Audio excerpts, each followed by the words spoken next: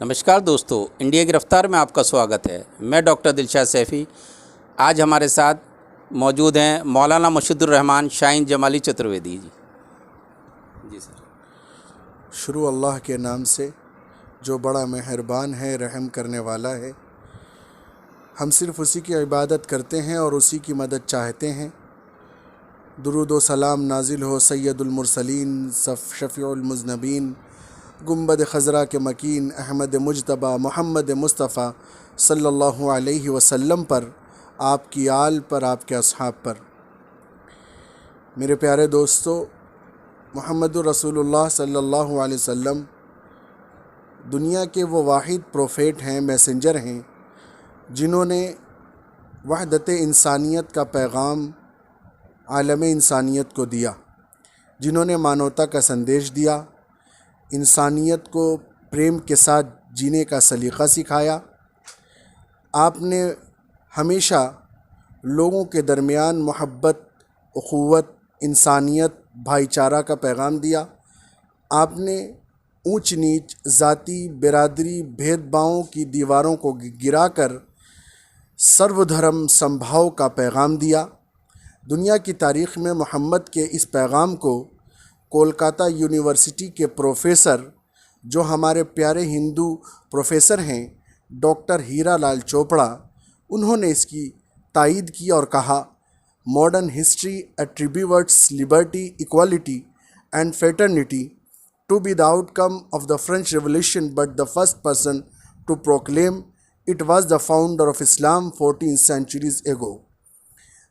Kolkata university के professor doctor Hira Lal Chopra कहते हैं कि आज जो पूरी दुनिया में मसावात आई है, इंसानियत का पैगाम आया है, मानवता का संदेश आया है, और जिस अजीम शख्स ने लोगों को मोहब्बत का पैगाम दिया है, वो 1400 बरस पहले पैदा हुआ, अरब की सरज़मीन पर पैदा हुआ, जिसका नाम मुहम्मदुर रसूलुल्लाह सल्लल्लाहु अलैहि वसल्लम है।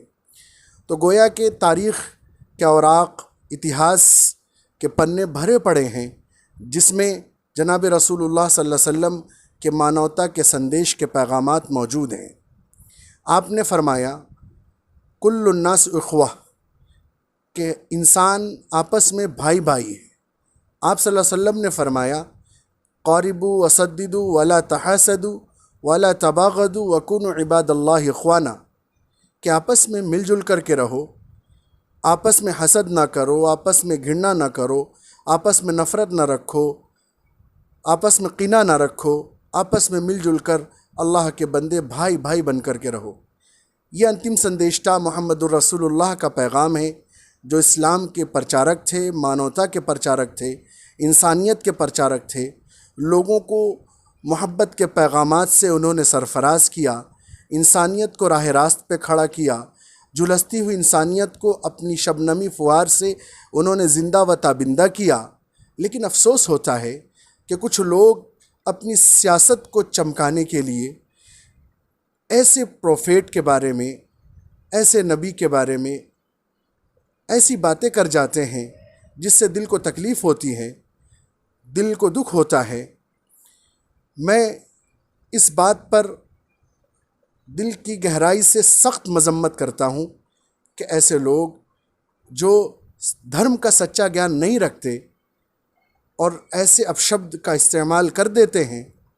मैं कहता हूँ कि सच्चा धार्मिक व्यक्ति इंसानियत से प्रेम करने वाला होता है। जितने ऋषि मुनि आए, जितने अवतार आए, जितने देवी देवता आए, जितने प्रोफेट आए, मैसेंजर आए, तारीख़ को पढ़ें, इतिहास को पढ़ें, कभी किसी ने धर्म के नाम पर इंसानों को लड़ना नहीं सिखाया।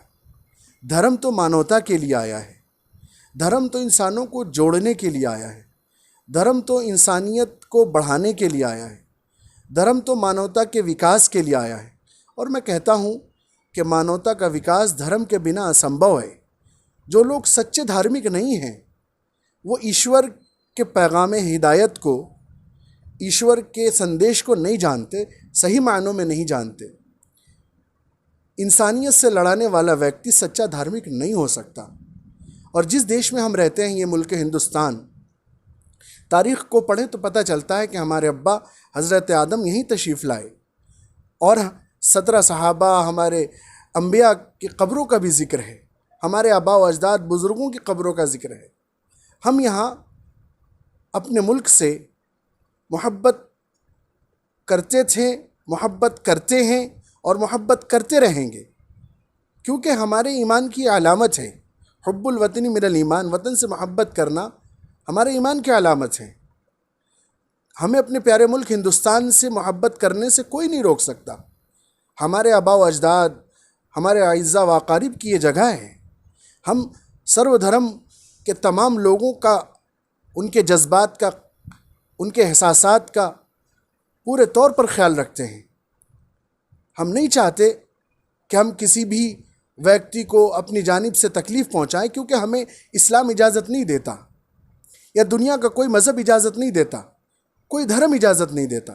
आप वेदों का मुताला करें, वेदों में कहा गया है, अयम निजह पड़ोदती गंडणा लघु चीत श्याम उदा चरिता न तु वसुदेव कुटुंबकम, कि जो लोग छोटे दिल और दिमाग वाले होते हैं वही ऊंची नीच जाति बिरादरी की बात करते हैं, लेकिन जिनका दिल अच्छा होता है, साफ़ सुथरा होता है, जहन साफ़ सुथरा होता है, वो आपस में ऐसे जीवन गुजारते हैं, ज़िंदगी जीते हैं। कहा गया कुटुंबकम, जैसे एक ही परिवार के सदस्य हैं, एक ही फैमिली के मेंबर।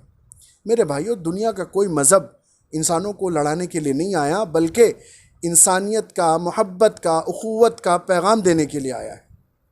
धर्म के नाम पर लड़ना बिल्कुल उचित नहीं है, और जो लोग धर्म के नाम पर अपशब्द बातें करते हैं, चाहे वो कोई भी हो, किसी भी धर्म से, किसी भी मज़हब से ताल्लुक़ रखता हो, हम उसकी मजम्मत करते हैं।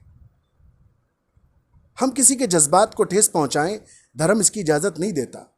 और जिस मुल्क में है, मैं तो कहा करता हूँ, मैं अपनी जानिब से कहा करता हूँ कि टूटते फूटते रहने का चलन मांग लिया, टूटते फूटते रहने का चलन मांग लिया, हमने हालात से शीशे का बदन मांग लिया, जब गए खालिके तकदीर के दरवाज़े पर, लोग दौलत पे गिरे, हमने वतन मांग लिया। ये वतन हमारा प्यारा है और इंशाअल्लाह प्यारा रहेगा। टीवी चैनल से एक डिबेट थी, तो वहाँ से एक विवादित बयान निकलकर पूरे मुल्क में, अपने देश के अंदर और देश से विदेश तक में पहुँचा है, और वहाँ से उसकी गिरफ्तारी की मांग हो रही है। उसमें आप क्या कहेंगे? देखिए, जो विवादित बयान आज न्यूज़ चैनलों पर और अखबारों में पढ़ा जा रहा है, देखा जा रहा है, हम सख्त मजम्मत करते हैं। धर्म किसी के जज्बात को ठेस पहुंचाने के लिए नहीं है, धर्म एक दूसरे के आदर और सम्मान के लिए है। हमारे बुज़ुर्ग माननीय श्री केसी त्यागी साहब ने एक बड़ी अच्छी बात कही कि ऐसे लोगों के बारे में जो धर्म के ख़िलाफ़ या किसी विशेष व्यक्ति के ख़िलाफ़, जो दूसरे लोगों के लिए सम्मानित हों, उनके ख़िलाफ़ अगर कोई अपशब्द कहता है तो उनके लिए एक अलग से कानून बनना चाहिए। मैं उनकी पुरज़ोर तायीद भी करता हूं, और मैं सरकार से ये आग्रह करता हूं कि इस मसले पर संज्ञान लें, क्योंकि ये हमारा देश है, सबसे प्यारा देश है। और अपने लोगों से, ख़ासकर अपने प्यारे मुस्लिम भाइयों से मैं ये गुजारिश करता हूँ एक शेर के साथ कि गोशे नफ़रत दिलों से मिटा दीजिए, गोशे नफ़रत दिलों से मिटा दीजिए, कोई गाली भी दे तो दुआ दीजिए, उठने लगे जहाँ से नफ़रत का धुआं, उन चरागों को बिल्कुल बुझा दीजिए, और तब सरे कर रहे हैं जो किरदार का, उनके हाथों में एक एक आईना दीजिए।